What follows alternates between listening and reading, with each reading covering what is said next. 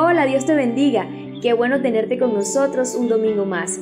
Damos gracias a Dios por poder reunirnos otra vez en grupos pequeños en cada hogar y oramos para que más y más personas se unan cada vez, no solo los miembros de nuestro grupo de crecimiento, sino también nuestros amigos, vecinos o familiares. Qué bueno que tu casa sea un canal de bendición para otros.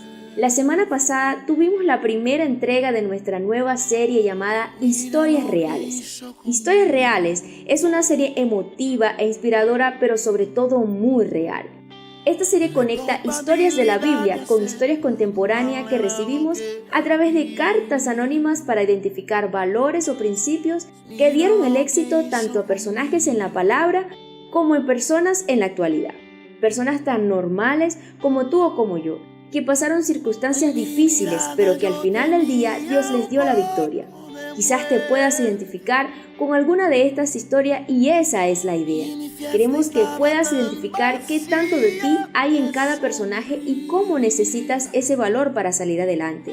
La semana pasada hablamos de la valentía de Mardoqueo para asumir los roles que le fueron asignados y para enfrentar a sus enemigos. También vimos la osadía de un joven que decidió esperar en Dios mucho tiempo antes de poder ser bendecido por Dios. Aprendimos que ambos tuvieron que ser osados, valientes, determinados para poder vencer. Con todo esto, quiero introducirles nuestra segunda entrega de esta serie. La historia real de hoy nos hablará acerca del perdón. Estamos a la expectativa de qué nos traerá Dios a través de nuestro pastor y cuál será la siguiente carta anónima que leeremos para mostrarnos en una historia real cuán importante es el perdón en nuestras vidas. Ponte cómodo y prepárate para recibir la palabra de hoy. Con ustedes, nuestro pastor y psicólogo Rogelio Hernández. Jesús puede escribir toda tu historia de nuevo. Mira lo que hizo conmigo.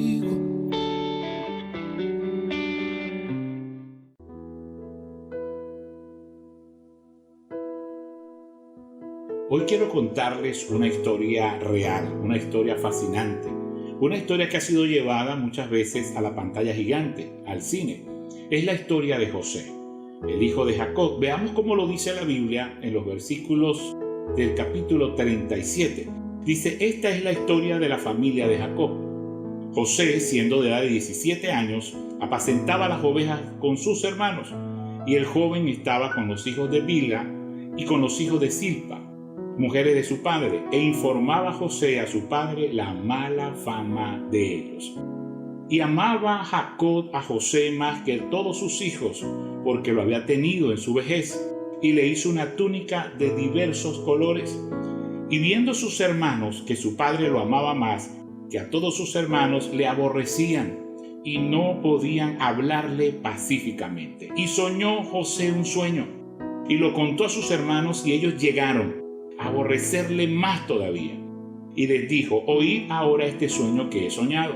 He aquí que atábamos manojos en medio del campo, y que mi manojo se levantaba y estaba derecho, y que vuestros manojos estaban alrededor del mío y se inclinaban. Le respondieron sus hermanos, ¿reinarás tú sobre nosotros o señorearás sobre nosotros?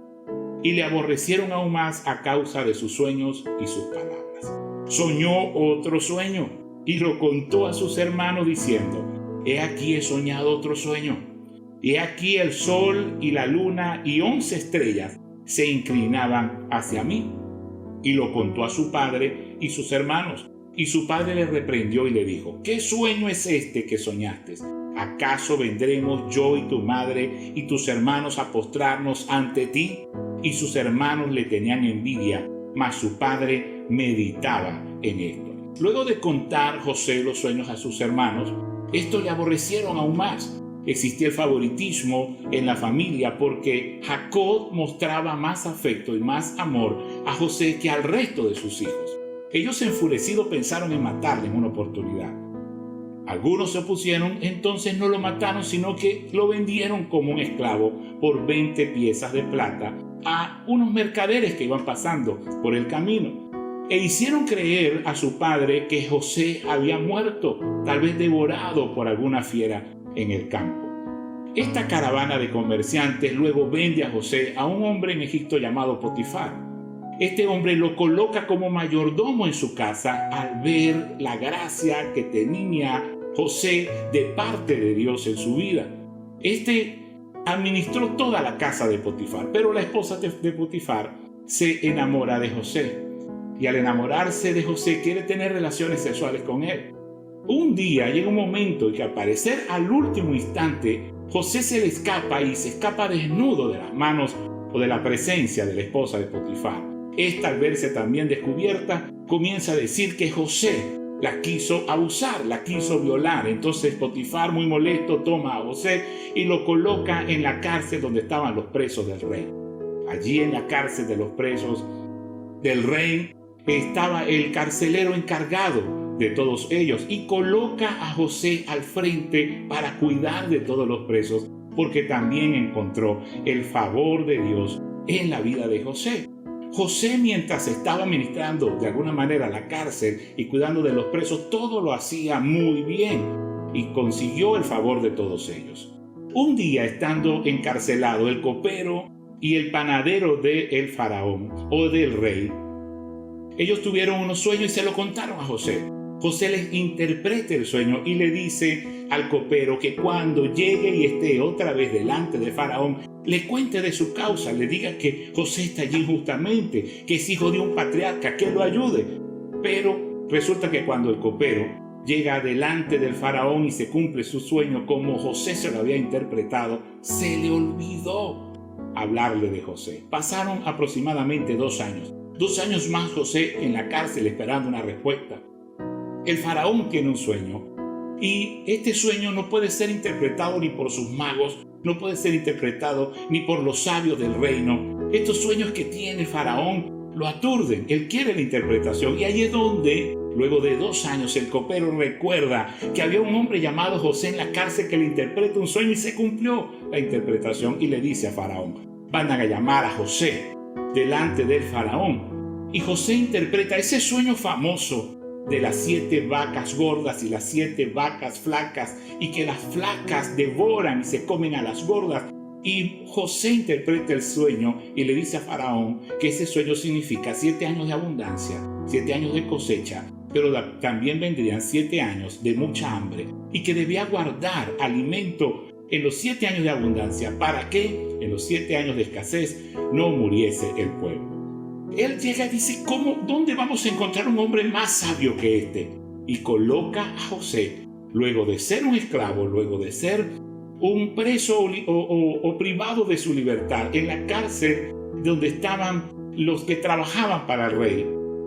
Luego se convierte entonces en el segundo, después de Faraón, el gobernador de todo Egipto. Y allí es donde después de muchos años, ya habían pasado alrededor de 22 años que sus hermanos le habían vendido y habían hecho creer a su padre Jacob que José había muerto. 22 años habían transcurrido durante todo ese tiempo, todas las circunstancias que vivió José, hasta que sus hermanos llegan a Egipto, enviados por sus padres, a comprar alimento, porque solo en la tierra de Egipto había alimento luego de 7 años de abundancia y 2 años ya de escasez.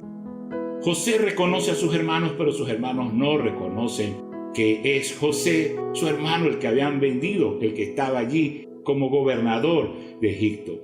José, al no tener confianza en sus hermanos, pero querer saber acerca de su hermano menor, que la Biblia lo llama Benjamín, y saber si su padre Jacob estaba vivo, comienza y crea una situación allí bastante confusa para sus hermanos, para hacerlos regresar una vez que ellos fueron con provisiones a casa de su padre. Allí llegó el momento en que José no pudo contener más sus emociones y delante de sus hermanos comienza a llorar y a gritar de una forma tan grande que el pueblo de Egipto se entera y llega la noticia a Faraón y le dice, ¿qué está pasando? Es que los hermanos, la familia de José ha llegado. Los hermanos de José, cuando ven a José llorar y José le dice, ¡hey, soy yo, soy José, su hermano, el que ustedes vendieron, el que vendieron como esclavo! Ellos estaban, dice la Biblia, tan atónitos, tan abrumados que no sabían qué contestarle. Yo me imagino que tal vez algunos pensaron, ahora se va a vengar de nosotros. por lo que le hicimos. Yo sé que nos iba a pasar, sabíamos que en algún momento le íbamos a pagar. Ahora estamos en manos de él y nos puede matar. Es el gobernador de todo el imperio y de todo Egipto. Pero José les dice lo siguiente: no se preocupen, mis hermanos. Dejen de culparse por haberme enviado a este lugar y haberme vendido como esclavo, porque Dios tenía un propósito. Y el propósito es que yo estoy aquí para salvar y preservar la vida de ustedes y la vida de todo mi pueblo. Dígale a mi padre que estoy vivo. Dígale que venga rápidamente acá y aquí van a tener ustedes abundancia de alimento. Esa es una historia extraordinaria. Es la historia de José. Si quieres conocer toda la historia con todos los detalles, puedes leerla desde el capítulo 37 hasta el capítulo 50, el último capítulo del libro de Génesis. Pero hoy vamos a ver, con esta historia real, qué nos enseña esta historia real. Es una historia apasionante, es una historia que podemos contar y predicar una y otra vez y siempre vamos a conseguir algo importante e interesante que aprender de una historia real como la historia o la vida de José. En primer lugar, quiero decirte que una de las cosas que aprendemos es que en la familia es donde nosotros vivimos o podemos experimentar las heridas más profundas en nuestro corazón. Es paradójico, ¿cierto? Son las personas que más amamos, son las personas que más deberíamos amar, como nuestros padres, nuestros hermanos, nuestros tíos, nuestros abuelos. Pero todos hemos encontrado que en nuestra familia hemos vivido o experimentado heridas muy profundas, heridas muy difíciles de sanar. Y es que, aunque recibimos en nuestras familias las heridas más profundas en nuestros corazones, y tal vez hay heridas que no has sanado con tus familiares más cercanos, la familia siempre sigue siendo la familia. Y esta es una gran verdad que conocemos en cada historia real. La familia siempre es familia a pesar de las heridas que nos hemos provocado y a pesar de las heridas que aún no hemos sanado en la familia. En segundo lugar, puedo decirte que mostrar favoritismo en una familia siempre va a traer problemas entre los hermanos. Lo vemos en esta historia real. Cuando se favorece a uno de los hermanos, cuando se muestra más amor por uno de los hijos, cuando los padres cuidan, protegen, favorecen más a uno de los hijos que a otro, esto causa mucho dolor, mucho resentimiento en la familia. Muchos hijos no favoritos, por llamarlos de alguna manera, se resienten contra el favorito y el favorito ni culpa tiene de ese resentimiento, de ese dolor que muchas veces está en una familia. Y que siempre está el rechazo, está el reclamo por ser el favorito de papá, de mamá o el favorito de los abuelos. Entonces el favoritismo siempre va a traer problemas en las relaciones entre los hermanos. Otra cosa que podemos ver en una historia real, en una historia de familia como la historia de José, es que generalmente el hijo favorecido es un hijo que crece con ciertas limitaciones para la vida adulta. Por eso es tan contraproducente favorecer a uno de los hijos, sobreproteger a los hijos, porque tal vez no tienes muchos hijos para tomar a un hijo como favorito y a otros no. Tal vez tienes un solo hijo y lo has sobreprotegido y lo has favorecido en todo. Y al proveerle de todo y cuidarlo de una manera excesiva, este hijo no logra desarrollar las habilidades que necesita para enfrentar una vida adulta y especialmente enfrentar una vida adulta cuando tú ya no estés. Generalmente los hijos favoritos entonces crecen con limitaciones para ser responsables en la vida adulta, crecen con limitaciones para la determinación. Muchas veces son inseguros, muchas veces viven con temores y muchas veces son poco productivos y no logran alcanzar y desarrollar realmente el potencial con el que habían nacido o el potencial que habían desarrollado a temprana edad. También encontramos que los hijos no favoritos crecen con mucho resentimiento hacia sus hermanos, como lo dijimos, pero también crecen con mucho resentimiento hacia sus padres. ¿Por qué? Porque ven que sus padres injustamente favorecían o amaban o expresaban más afecto o amor por uno de sus hijos, por uno de sus hermanos. Entonces el resentimiento no es solo hacia su hermano favorito, el resentimiento también es hacia el hermano, hacia los padres, hacia los abuelos que de alguna manera favorecieron a uno de los hijos. Entonces, aquí quiero llegar a este punto muy importante de lo que aprendemos, que el perdón es importante es necesario para poder sanar una familia y para poder restaurar las relaciones en una familia. Sin el perdón es imposible. Creo que es imposible sanar una familia. Creo que es imposible sanar una relación de hermanos. Creo que es imposible sanar la relación en un matrimonio cuando se ha vivido con experiencias, cuando se ha vivido con deslealtades, cuando se ha vivido con infidelidad, cuando has producido una herida tan fuerte en aquella persona que te ama y en la persona que amas. Entonces el perdón es vital. El perdón es necesario para sanar y para restaurar una familia, para sanar y para restaurar las relaciones. El tiempo también es necesario. Lo vemos acá en esta historia. El tiempo es importante. Pasó mucho tiempo.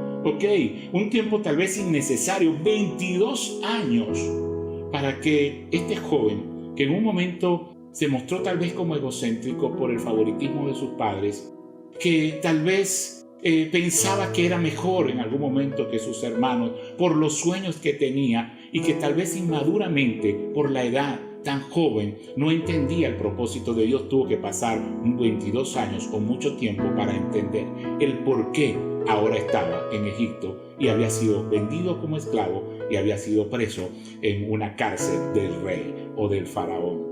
Creo que el tiempo también es importante para sanar las heridas.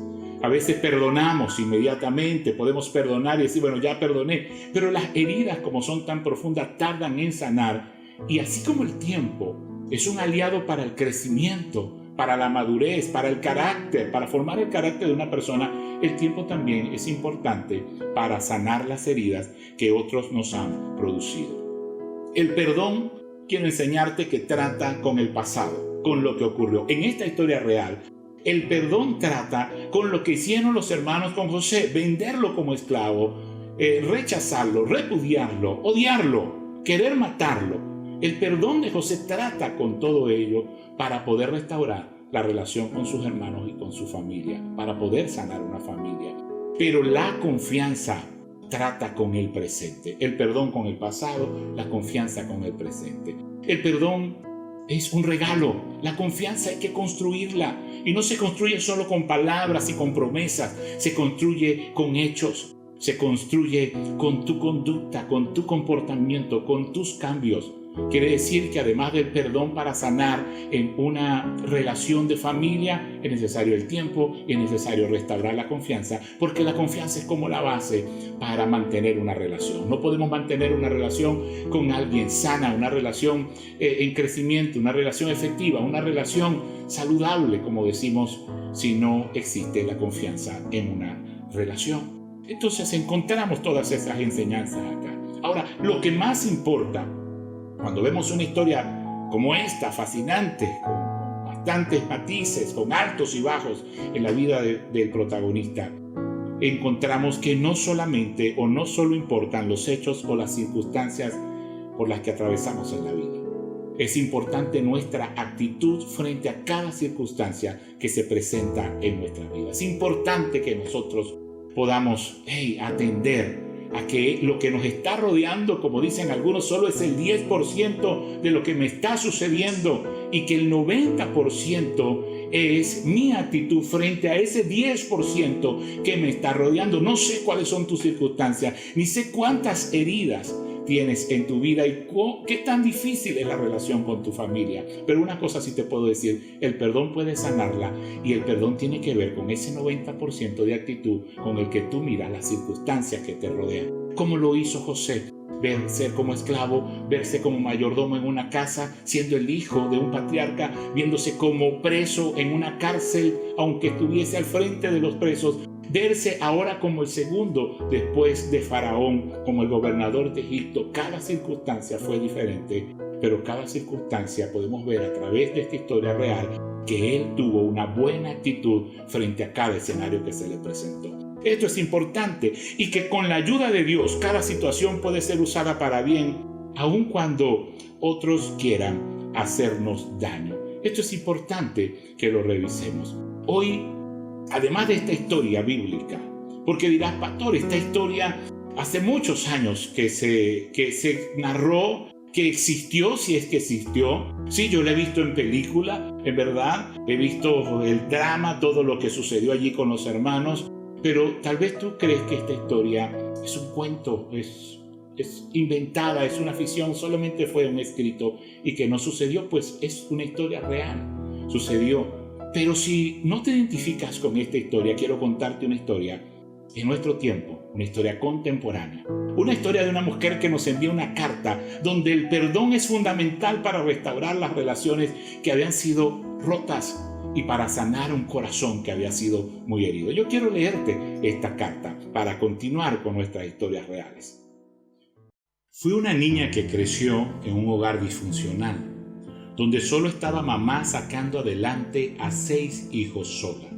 Vivíamos rodeados de todo tipo de necesidades y mi mamá se inclinó tanto a criarnos a todos que se convirtió en una mujer de carácter rudo, que no demostraba amor, que no nos daba afecto y que para drenar su frustrante vida nos golpeaba salvajemente y sin piedad.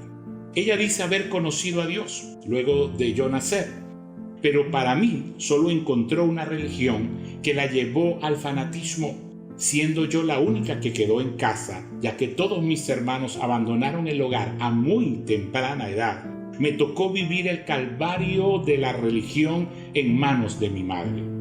Yo no era una niña normal, era una niña sometida a estrictas normas a las que le enseñaron que ir a la playa era pecado, que jugar con los amiguitos de la cuadra era mal visto por Dios, que ir a una fiesta de cumpleaños era estar condenada al infierno, y ni hablar de ir a un cine, podría morir en el acto.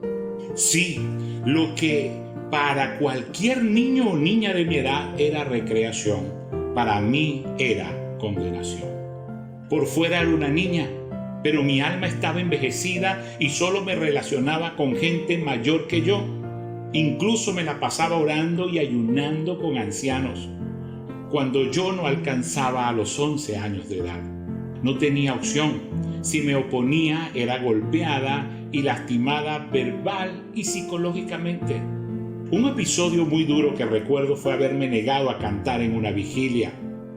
Mi mamá no dijo nada, pero al llegar de madrugada a la casa, me sacó al patio y me dejó durmiendo allí hasta que el sol salió y mi hermana me abrió la puerta para que entrara.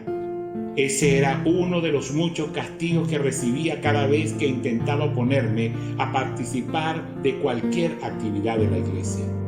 En muchas ocasiones fantaseaba con la idea de vivir en otro lugar, de huir de mi casa porque, aunque ese era mi hogar, se había convertido en mi infierno y mi mamá en mi verdugo. Recuerdo que cuando nadie estaba en casa, yo lloraba tanto como podía. No tenía a nadie a quien contarle mis dolores. Al fin y al cabo era una niña y cualquiera diría que solo eran malcriadeces. Así que me hice un pequeño diario con páginas y pega. Allí escribía lo que me pasaba en el día. Ese diario era como mi amigo. Para cuando terminaba de escribir, estaba mojado con mis lágrimas. Lo guardaba para que nadie lo viera, mucho menos mi mamá, y recuerdo que antes de casarme lo quemé. Si tan solo pudiera verlo de nuevo, me quebraría en llanto. Pero Dios siempre me consoló. Dios siempre estuvo allí conmigo. Cuando yo lloraba y escribía, también prendía mi pequeño radiecito y cantaba a todo pulmón desde el cuarto. Sentía que hacer eso me sanaba, me restauraba. Cada vez que escucho esas canciones recuerdo a esa niña introvertida, pero muy valiente, que le cantaba a Dios con el alma para hallar paz. Pensé que nadie me oía hasta que un día la vecina me dijo: ¡qué bonito cantas! Siempre que te escucho cantar, me siento cerca de la puerta para escucharte. Sentí que Dios me hablaba a través de mi vecina y eso me dio mucha paz y esperanzas.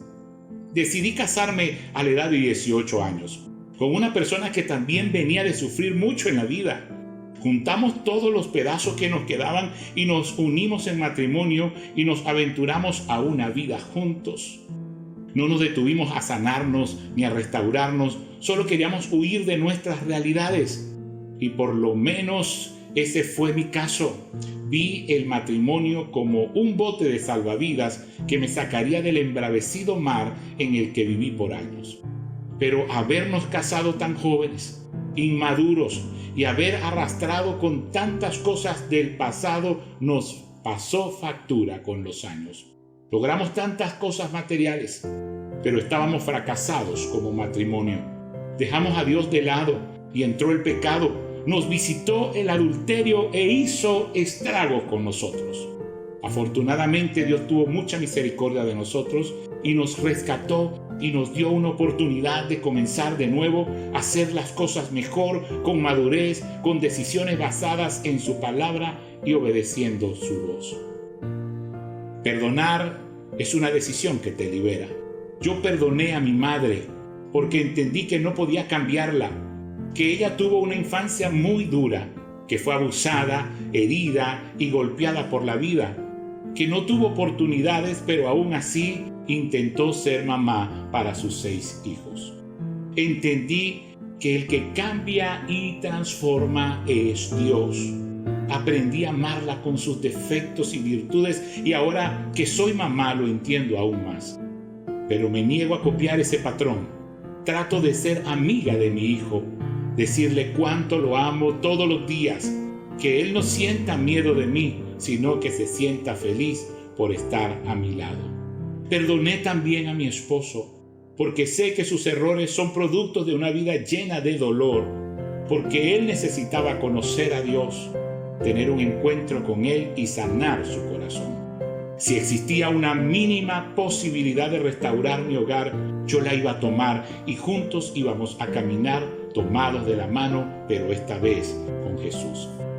Aprendí a perdonarme a mí misma por culparme de todo lo que pasaba en mi vida, por tomar la culpa o responsabilidad de otros, por no permitirme ser feliz, por victimizarme en algún momento de los procesos que me tocó afrontar. Me perdoné.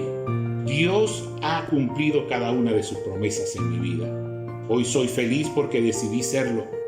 Dios me enseñó a que no debo temer lo que el hombre pueda hacerme. Él siempre ha sido mi sostén, mi ancla, y el perdonar me ha liberado de la culpa, del dolor, de la frustración. Si Jesús me perdonó y llevó mis pecados a la cruz, ¿por qué no tendría yo que perdonar a los que me lastiman? Espero que mi historia pueda servir de testimonio para ayudar a otros a perdonar. Excelente historia, sobre todo porque al final podemos contar una historia diferente a todo lo ocurrido en el pasado, porque el perdón estuvo presente allí para restaurar una vida, para restaurar las relaciones, para restaurar una familia, para restaurar un matrimonio, para restaurar un hogar. Pero perdonar no es olvidar. Muchos creen y no quieren perdonar porque dicen no puedo perdonar porque no puedo olvidar. Perdonar no es olvidar. Yo quiero que tú lo entiendas hoy. Perdonar es dejar de cobrar esa factura que crees que te deben aquellas personas que te ofendieron, aquellas personas que te hirieron, aquellas personas que fueron desleales contigo. Y tienes que soltar el dolor. Perdonar es dejar de cobrar esa factura y soltar el dolor de esa ofensa. Perdonar a tus ofensores te va a libertar de la amargura, del resentimiento con el que has estado viviendo tal vez por años y que quieres ser feliz pero no puedes. ¿Por qué? Porque no has perdonado a las personas que te han herido, no has perdonado a las personas que te han ofendido. Y si quieres ser libre de la amargura, del resentimiento, del enojo y de esa ira que te carcome, necesitas perdonar a quienes te han ofendido. Necesitas también perdonarte a ti mismo, porque cuando te perdonas a ti mismo o a ti misma, te liberas de la culpa, de ese peso con el que has estado caminando año tras año, pero que sientes que ya no puedes más, o que no te permite alcanzar tus metas, tus sueños, que no te permite avanzar en la vida y que te sientes estancada, como si estuvieses en una prisión emocional a la edad en que te hirieron más profundamente. Entonces perdonarte a ti mismo, perdonarte a ti misma te va a ayudar a dejar la culpa y ese peso que no te deja avanzar en la vida. El recibir el perdón de Dios también es muy importante. Recibir un perdón que Dios nos regaló a través de su Hijo Jesús, cuando murió en la cruz para librarnos de la condenación eterna y perdonarnos por nuestros pecados. Y solo de esta forma es que creo que podemos nosotros entender qué es el perdón cuando recibimos el perdón de Dios, que murió en la cruz por nosotros sin nosotros merecerlo. Quiere decir que es un perdón por amor, es un perdón incondicional, es un perdón para restaurar nuestra relación con Dios. Entregó a su único Hijo Jesucristo. Y si nosotros no perdonamos a quienes nos han ofendido, ¿cómo Dios nos perdona? Dios nos ha regalado el perdón y quiere que demos de gracia lo que de gracia hemos recibido. Si fuimos perdonados por Dios en nuestros pecados, déjame decirte algo. Creo yo que nunca Dios te va a pedir que perdones más de lo que Él te perdonó a ti, porque nunca vas a tener que morir por otra persona para poder perdonarlo. Tienes que regalarle ese perdón que has recibido también de parte de Dios. Recibe primero el perdón de Dios a tu vida, el perdón por tus pecados. Permite que esa sanidad en tu corazón y esa reconciliación con Dios pueda ayudarte a reconciliarte con tu familia, con las personas con las cuales has roto tal vez una relación con las que te sientes resentido, amargado. Perdónate a ti mismo, porque ya Dios te perdonó. Creo que el perdón entonces es ese valor que hoy queremos traer al hablar de historias reales, y que en cada historia real debe existir el perdón. Tal vez tu historia hasta este momento ha sido triste, ha sido difícil, ha sido muy cuesta arriba tu vida. En tu historia, contar tu historia tal vez se te haría un nudo en la garganta, escribirla tal vez llenarías una página de muchas lágrimas y no podrías tal vez terminarla. Pero el perdón puede cambiar el final de tu historia. El perdón puede cambiar el presente de tu historia, el futuro de tu historia, y puede sanar el dolor que el pasado, las heridas y las circunstancias han provocado en tu vida. Yo te invito a perdonar y te invito a que estas historias reales, tanto la bíblica como la historia contemporánea que nos llega a través de esta carta, pueda ser de bendición para ti, de ejemplo, y puedas tomar de allí algunas enseñanzas y puedas aplicarlas en tu vida hoy como el perdonar, y Dios puede restaurar tu vida y tus relaciones. Te invito a que oremos juntos, porque sé que perdonar no es fácil, tal vez nos ha costado. Te invito a darle gracias a Dios si has perdonado y has experimentado el perdón en tu vida, y ese perdón ha sanado y ha restaurado tus relaciones. Te invito a regalar ese perdón, pero necesitamos orar para que Dios nos ayude. Ora allí conmigo donde estás. Señor, hoy venimos delante de ti con nuestras historias reales. Tú las conoces. Tú conoces cada traspiés, cada situación, cada alto y bajo en nuestra historia. Pero tú quieres y tienes un final diferente a lo que pareciera que va a terminar nuestra historia de vida. Porque tus planes son buenos para con nosotros, planes de bien y no de calamidad, para darnos un mejor futuro. Por eso te damos gracias. Ayúdanos a perdonar, ayúdanos a sanar en nuestras relaciones, ayúdanos a sanar las heridas del pasado, aun cuando han sido muy profundas las que se nos han producido en nuestros hogares y en nuestras familias. Ayúdanos a restaurar los matrimonios, a restaurar las relaciones entre padres e hijos. Ayúdanos a sanar a través del perdón. Enséñanos a perdonar. Hoy recibimos el perdón que tú nos has dado a través de la muerte de Jesús en la cruz, y te damos gracias por perdonar nuestros pecados. Señor, queremos perdonarnos a nosotros mismos y perdonar a todo aquel que nos ha ofendido. Te damos gracias por cada historia real y porque la nuestra puede contar con un mejor final. En el nombre poderoso de Jesús, te damos gracias, Señor. Amén. Gracias por escuchar nuestros mensajes. Compártelos con tus familiares y amigos. Síguenos en nuestras redes sociales y suscríbete a nuestro canal de YouTube. Haz clic en la campanita para que recibas las notificaciones de cada video. Dios te bendiga.